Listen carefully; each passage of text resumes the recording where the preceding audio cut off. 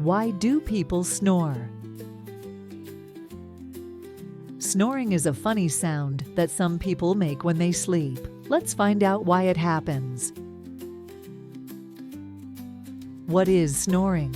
Snoring is a noisy sound that happens when air flows past relaxed tissues in your throat, making them vibrate as you breathe.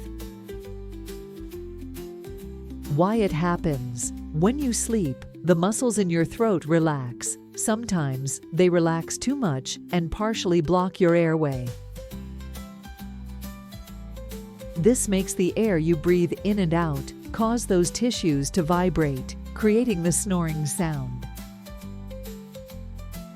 Who snores? Anyone can snore. Kids, adults, and even pets. It's more common in adults, especially those who are overweight or sleep on their backs. How to stop snoring? To help stop snoring, you can sleep on your side instead of your back.